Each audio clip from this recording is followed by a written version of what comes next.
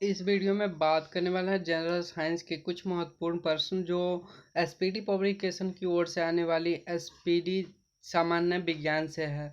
तो वीडियो को लास्ट तक जरूर देखें। चैनल पर नए हैं तो चैनल को सब्सक्राइब करके बेल आइकन दबा लीजिए। इसमें कुल मिलाकर के 34 से 35 क्वेश्चन करेंगे जो आपके बीएसएससी एग्जाम के लिए बहुत ही इम्पोर्टेंट होने वाला है। और बीएसएससी एग्जाम में 20 से 25 क्वेश्चन जनरल साइंस से पूछा जाना तय है, तो इसलिए ये वीडियो आपके लिए बहुत इम्पोर्टेंट होगा। तो चलिए वीडियो को शुरू करते हैं। क्वेश्चन नंबर 1, उत्तल दर्पण द्वारा बना प्रतिबिंब कैसा होता है? उत्तल दर्पण द्वारा बना प्रतिबिंब कैसा होता है? दर्पण द्वारा बना प्रतिबिंब काल्पनिक तथा सीधा होता है। क्वेश्चन 1 का ऑप्शन जो है सी सही है। क्वेश्चन नंबर 2, गोलीय दर्पण की फोकस दूरी उसकी वक्रता त्रिज्या की होती है आदि। गोलीय दर्पण में फोकस दूरी वक्रता त्रिज्या की आधी होती है। F बराबर R/2। आप सभी को याद होगा, आपने जब पढ़ा R/2 होगा 2। F बराबर R/ वक्रता त्रिज्या फोकस दूरी की आधी होती है। F फोकस दूरी और R वक्रता त्रिज्या और 2 जो है सो फॉर्मूला होता है F बराबर R/2। तो इसलिए आप कह सकते हैं फोकस दूरी जो होती है वक्रता त्रिज्या की आधी होती है। क्वेश्चन नंबर 3, हजामत बनाने के लिए किस दर्पण का व्यवहार किया जाता है? हजामत, जिसे हजामत दर्पण भी कहा जाता है, इसका ऑप्शन नंबर बी जो अवतल दर्पण होता है उसे हजामती दर्पण भी कहा जाता है। हजामती के लिए प्रयोग किया जाता है अवतल दर्पण। क्वेश्चन नंबर 4, द्रव्य का अपेक्षित घनत्व मापा जाता है। द्रव्य का अपेक्षित घनत्व हाइड्रोमीटर के द्वारा मापा जाता है, जबकि हाइग्रोमीटर के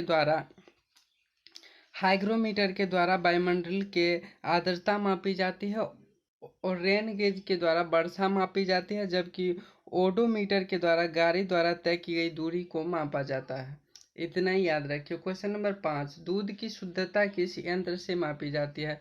दूध की शुद्धता लैक्टोमीटर के द्वारा नापी जाती है, जबकि फेदोमीटर के द्वारा समुद्र की गहराई मापी जाती है। और टैकोमीटर की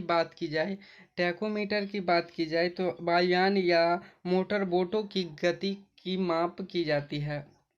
और हाइग्रोमीटर की बात की जाए तो वायुमंडल की आर्द्रता मापी जाती है, ऊपर भी बताए थे। क्वेश्चन नंबर 6, मोटर कार की चालक की सामने लगा रहता है। मोटर कार के चालक के सामने लगा होता है।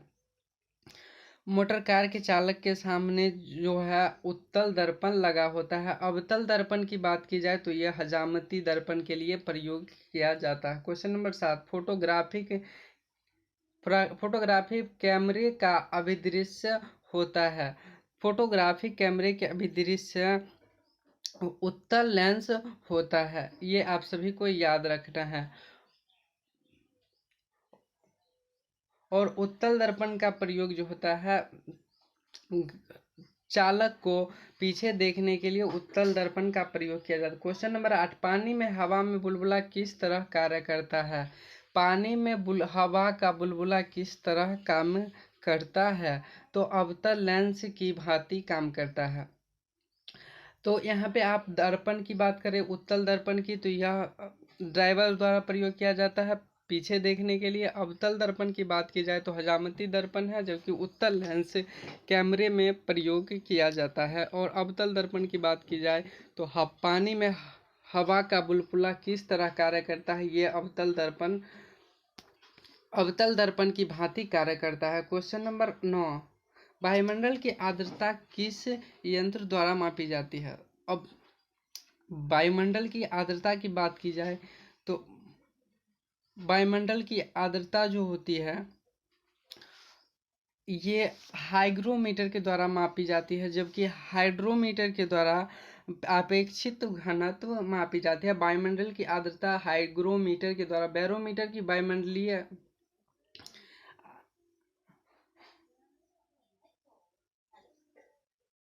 बैरोमीटर तो वायुमंडलीय दाब मापी जाती है, जबकि अल्टीमीटर के द्वारा ऊंचाई मापक यंत्र है अल्टीमीटर। बैरोमीटर वायुमंडलीय दाब का मापन किया जाता है। भूकंप मापी यंत्र है।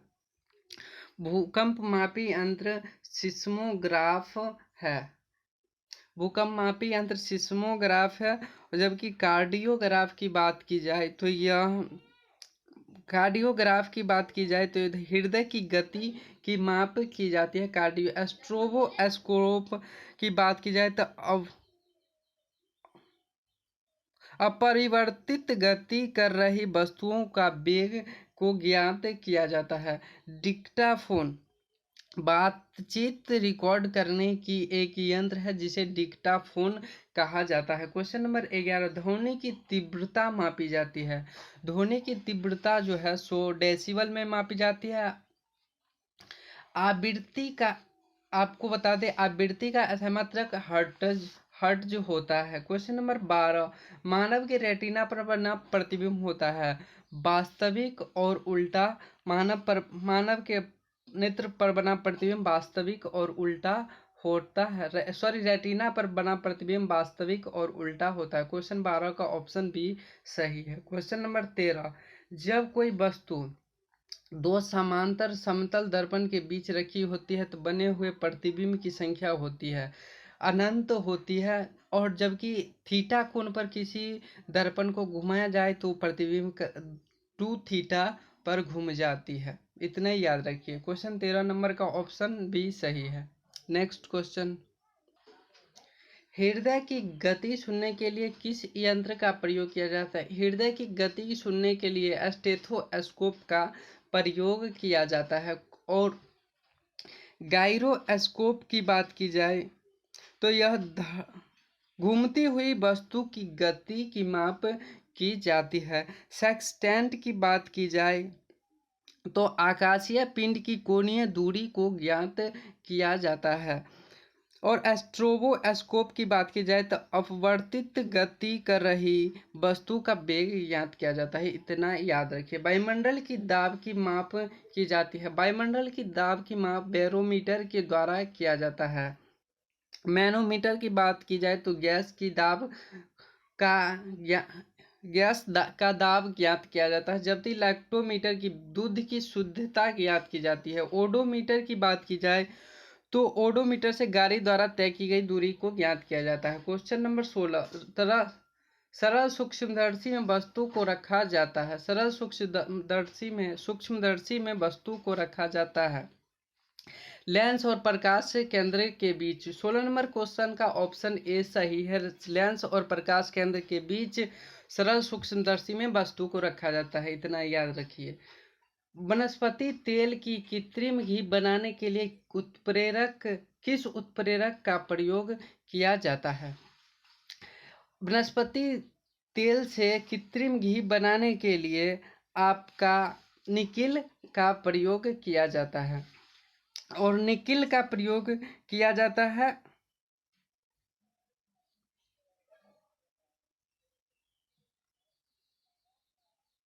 17 नंबर क्वेश्चन का ऑप्शन सी सही है।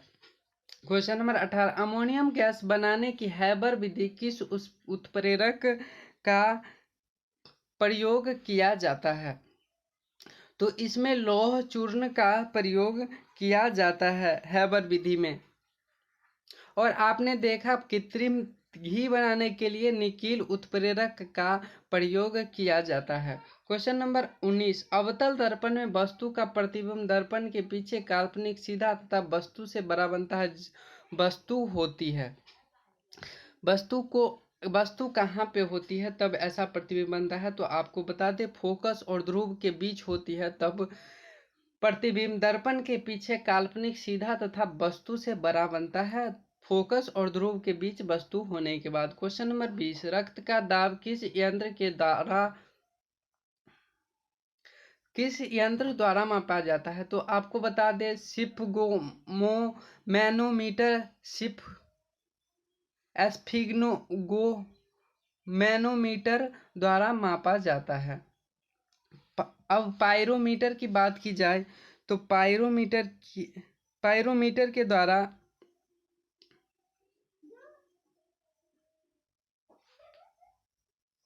गैल्वेनोमीटर की बात की जाए तो गैल्वेनोमीटर के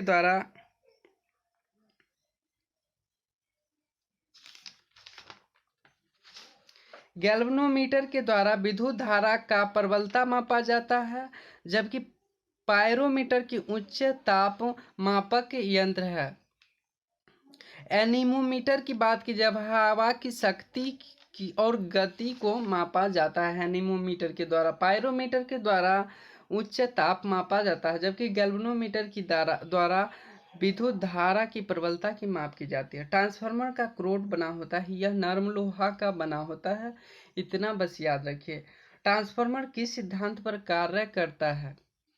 तो ट्रांसफार्मर की बात की जाए तो यह विद्युत चुंबकीय प्रेरण के नियम पर कार्य करता है। ट्रांसफार्मर प्रयुक्त तो होता है। ट्रांसफार्मर एसी को डीसी में बदलने के लिए जो ये बिल्कुल गलत है, डीसी को एसी में बदलने के लिए जो ये भी गलत है।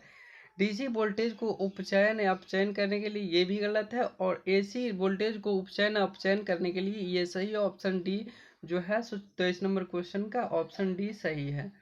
Question number 24, heat stone bridge का व्यवहार किस मापने के लिए किया जाता है? तो यह विद्युत वाहक बल नहीं, धारा नहीं। नेक्स्ट देखते हैं क्या है ऑप्शन।